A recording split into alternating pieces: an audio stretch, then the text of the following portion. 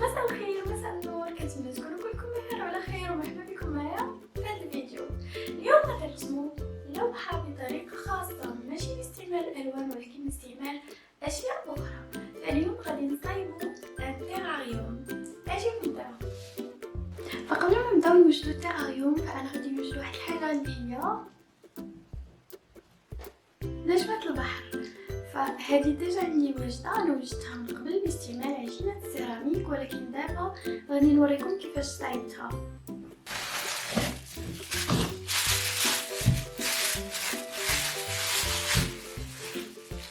كناخذ قطعه من عجينه السيراميك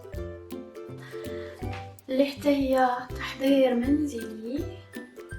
فانا كنشكل دائره، من بعد كنحاول نضغط عليها هكا.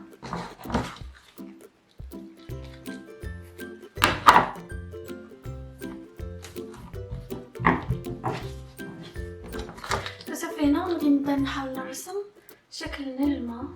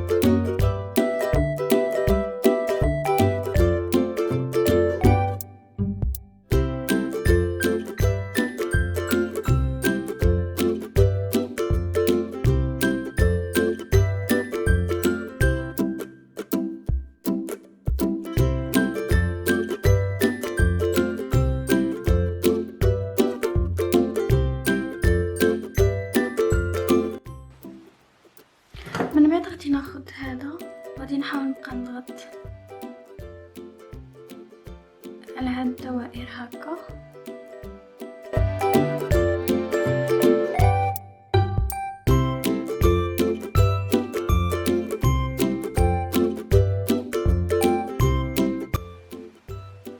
بحال هكا.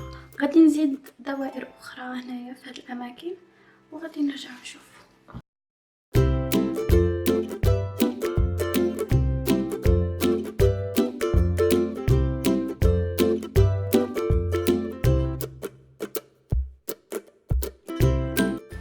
فالنجمة هي هذه من بعد صايبتها، هذه غادي نخليها تنشف حتى تنشف ونصبغها. فاذا انا عندي 3 ديال النجمات اللي كانوا واجدين، ولكن انا غادي نستعمل غير هاد جوج الصغار، فداكشي علاش غادي نصبغ غير هادو. ودابا غادي نقوم بتجهيز الالوان اللي غادي نستعملهم في صباغه هاد النجمات.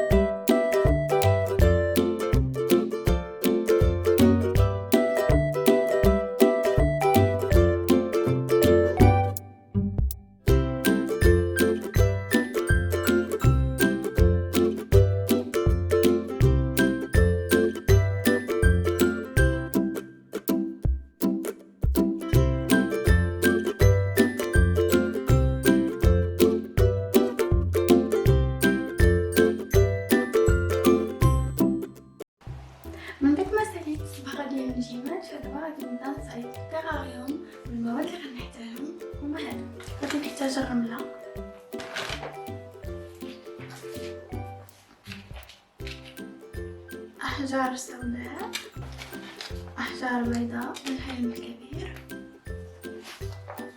وأحجار بيضاء من الحجم الصغير. نتوما تقدروا تستعملوا أي نوع ديال الأحجار، ديال الواد، أي نوع ديال الأحجار سيفي من الورد. غادي نحتاج دي كوكياج،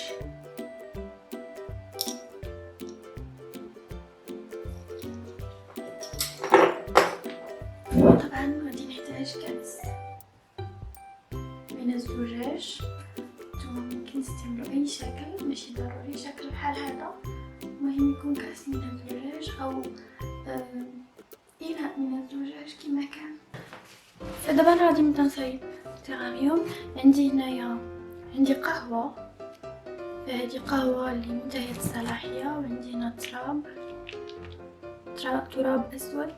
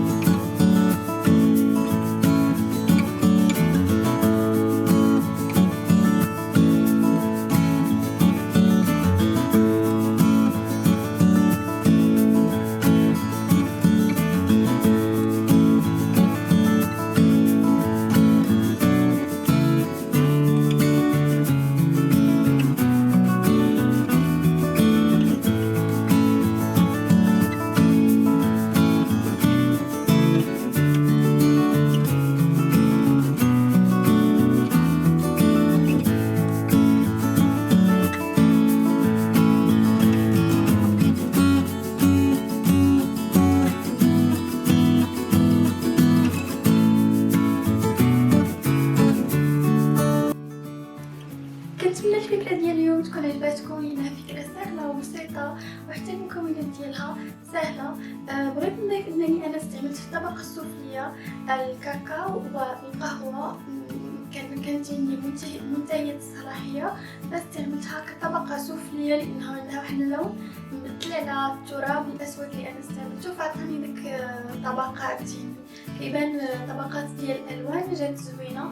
استعملت الرمل ديال البحر، استعملت احجار اللي ممكن يكونوا احجار ديال الورد ولا احجار اللي كنلقاهم في الطبيعه. استعملت ديكوكياج، ونجمة البحر صيبتها بعجينة السيراميك اللي انا كنحضرها في المنزل. فالحاجه الوحيده اللي غادي تشريوها هي هذا الاناء ديال الزجاج، او لا ممكن تستعملوا اي اناء ديال الزجاج من المطبخ اللي يكون عنده شكل كيشبه هذا الشكل هذا، اللي تقدروا تكونوا فيه هاد الطبقات ويكون فيه المنظر واضح من بعد ما تشكلوه. فيعني كلها اشياء سهله، ممكن اي شخص يصايب هذا الديكور هذا. كنتمنى كما قلت الفكره تكون عجباتكم. دائما تعليقاتكم كتفرحني بزاف، كتشجعني بزاف. فتابعوني على انستغرام اللي غنخليه لكم في صندوق الوصف، وتابعوا قناتي على اليوتيوب لانها باقي غندير بزاف ديال الحوايج زوينين. انا معلقه بلا ديكوراسيون بلا بانتور، بزاف ديال الحوايج.